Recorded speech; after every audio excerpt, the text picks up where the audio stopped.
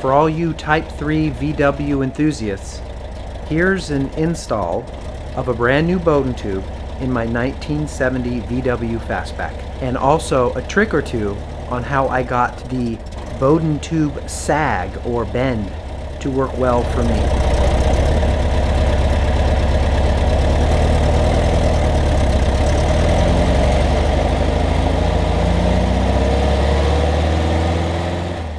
This is a Bowden tube, and this is actually the old Bowden tube I just took out of my 1970 VW Fastback. And over here, which I'll grab, this is the new Bowden tube I just purchased. Here is our 1970 Fastback. Now, what started as just sort of a routine pull of the engine because I had a leaky main seal, turned into engine mounts, turned into transmission mounts, now has turned into the Bowden tube replacement. One thing sort of led to another, but this has been a good car. It's just time for some TLC. So here's my new Bowden tube, like I showed you earlier.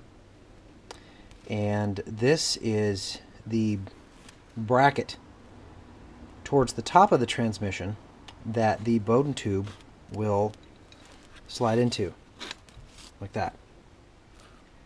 Now, to get the necessary bend in the Bowden tube, sort of like so,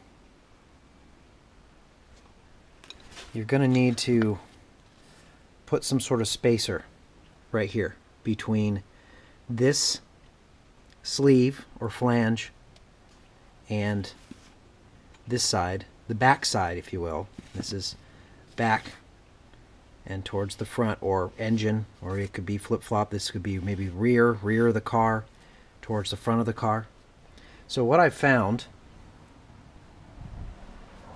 digging in my washer drawer were these really cool spacers. I have no idea where I got them, but and you know what I'll do is I will use my vernier and get some measurements for you guys. But anyhow, they fit perfectly on the end of the Bowden tube. Nice and tight too. 1 and 2. Look at that. Look at that fit. And then you slide it in. Boom. And the exit hole here, where the clutch cable comes out, is just barely through the bracket. Now, originally, the previous owner, here's the old Bowden tube, the previous owner had a big nut on there as a spacer. And of course, that fit, and it fit snug, and it worked. And it's roughly, you can see, it's roughly the same width as these two shims, but I kind of like this look better. It's a lot slicker, looks a little bit more pro. So anyhow, I am going to try and install and see where my bend is. So here's the outside diameter and the inside diameter. Okay, so it's Bowden tube install time. So I've already slid my Bowden tube down my clutch cable, like so, and onto the end of the tube that runs through my chassis right down there, like so. And I have got 2 spacer washers slid down on the end of my Bowden tube, and I'll try to get a closer up shot of that after we get everything installed. But I think with my 2 spacers here, that's going to give me enough of a bend in my Bowden tube. Both washers are 1/4 of an inch in width, so these 2 combined have 1 inch total of adjustment, so we should see it bend pretty good, a fair amount. And the way the Bowden tube, the original Bowden tube, was in the car is this I don't know, shielding rubber piece here was more or less in line with this lower transmission bolt in the case right here. So as we get this mounted and I go ahead and put the bend in the Bowden tube, it's going to come way down like so, and giving us an inch to an inch and a half or so, which is sort of per the VW book. So here we go. Here is the Bowden tube mounting bracket that goes on the side of the case.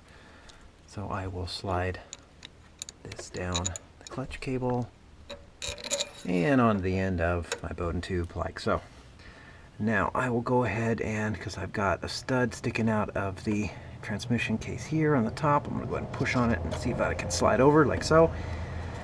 And the stud end nut came out on the lower, so I am going to try to, if I can get my hands in here and not knock the camera over. Here we go, and push down, get my stud lined up there. And find my ratchet.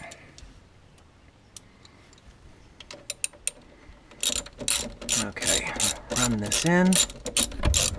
Oop, and there goes the camera. See if I can do this with both hands. One hand on the camera, one hand on the ratchet. There we go.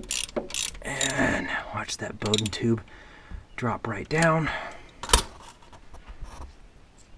And here, come around this way, I get this other nut.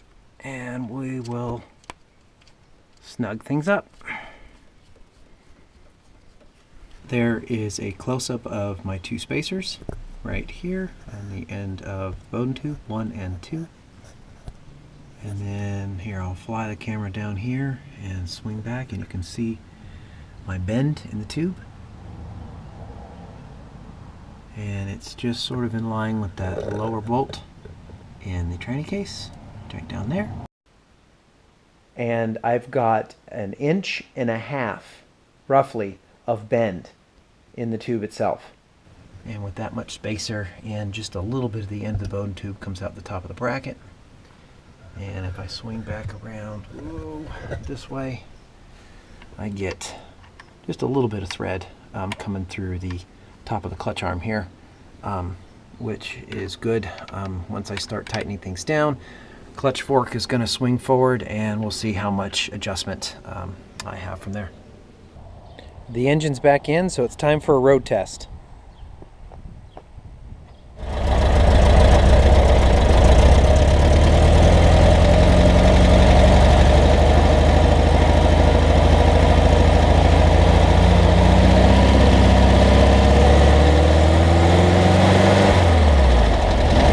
I truly hope this video is a help to you, and I appreciate you watching.